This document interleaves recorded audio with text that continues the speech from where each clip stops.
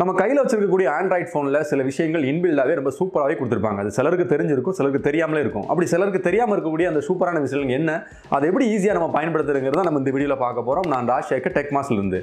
நம்ம சேனல் இதுதான் நீங்கள் பார்க்குறது முதல் வீடியோ இருந்தால் கண்டிப்பாக மறக்காம சப்ஸ்கிரைப் பண்ணிக்கோங்க பெல் ஐக்கானோட.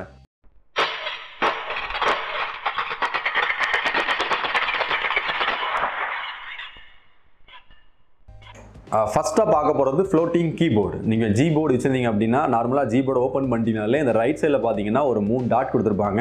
இந்த டாட்டில் எடுத்துட்டீங்க, டாட்டை நீங்கள் டேப் பண்ணிங்க அப்படின்னா கீழே ஒரு ஆப்ஷன் இருக்கும் ஃப்ளோட்டிங் கீபோர்டு. இது ஒன்றும் இல்லை, நீங்கள் கீபோர்டை எங்கெல்லாம் மூவ் பண்ண நினைக்கிறீங்களோ, என்ன சைஸ் வச்சுக்கணுமோ, மேலே கீழே நீங்கள் டைப் பண்ணுறதுக்கு எந்த இடத்துல அந்த கீபோர்டு இருந்தால் வசதியாக இருக்கும் நினைக்கிறீங்களோ அந்த இடத்துல நீங்கள் மூவ் பண்ணிக்கலாம். மெயில் பண்ணுறீங்களா, கொஞ்சம் மேலே கொண்டு போய்க்கலாம். சேட் பண்ணுறீங்களா, ஒருவேளை ஹைட் பண்ணுறதுக்கு கீழே கொண்டு வந்துக்கலாம்.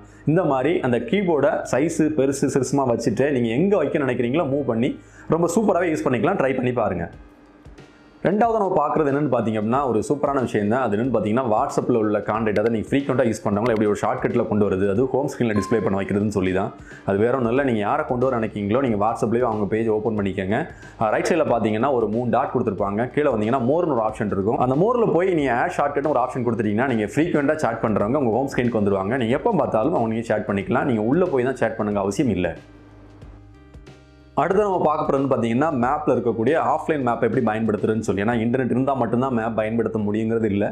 ஒருவேளை நம்ம போகிற ஏரியாவில் இன்டர்நெட் இல்லை அப்படின்னா அந்த ஏரியா அதுக்கு முன்னாடி நம்ம டவுன்லோட் பண்ணி வச்சுக்கிட்டோம் அப்படின்னா அந்த மேப்பை சூப்பராக பயன்படுத்த முடியும்.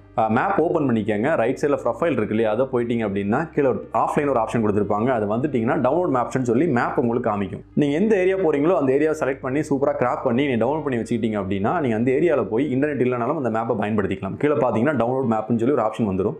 அந்த டவுன்லோட் மேப்பில் நீங்கள் டவுன்லோட் பண்ண மேப் உங்களுக்கு கண்டிப்பாக இருந்துகிட்டு இருக்கும்.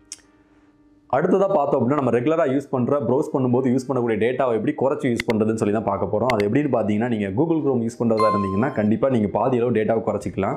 வேற ஒன்றும் இல்லை, நீங்கள் கூகுள் க்ரோமில் லைட் மோட்னு சொல்லி ஒரு ஆப்ஷன் கொடுத்துருப்பாங்க. அது எப்படி எனேபிள் பண்ணுறதுன்னு பார்த்தீங்க அப்படின்னா நீங்கள் நார்மலாக கூகுள் க்ரோம் ஓப்பன் பண்ணிக்கோங்க. ரைட் சைடில் பார்த்தீங்கன்னா 3 டாட் கொடுத்துருப்பாங்க.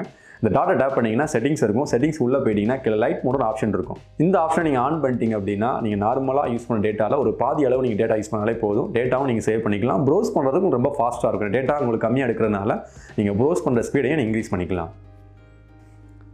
அடுத்து பார்க்க போகிற சூப்பரான விஷயம் என்னென்னு பார்த்தீங்கன்னா வாட்ஸ்அப் பற்றி தான். அது வாட்ஸ்அப் நீங்கள் ஸ்டேட்டஸ் பார்க்குறீங்க அப்படின்னா அதில் கூட இமேஜ் இல்லை வீடியோஸ் வந்து ஆட்டோமேட்டிக்காக உங்களுக்கு ஸ்கிப் ஆகி போய்கிட்டே இருக்கும்.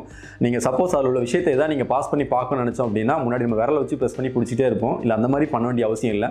நீங்கள் எந்த விஷயத்தை நீங்கள் பார்க்க நினைக்கிறீங்களோ அந்த விஷயம் வரும்போது நீங்கள் 3 விரலை வச்சு நீங்கள் டேப் பண்ணால் போதும், அப்படியே அது பாஸ் ஆயிடும். நீங்கள் பார்க்க நினைக்கிற விஷயத்தை நீங்கள் தெளிவாக பார்த்துக்கலாம்.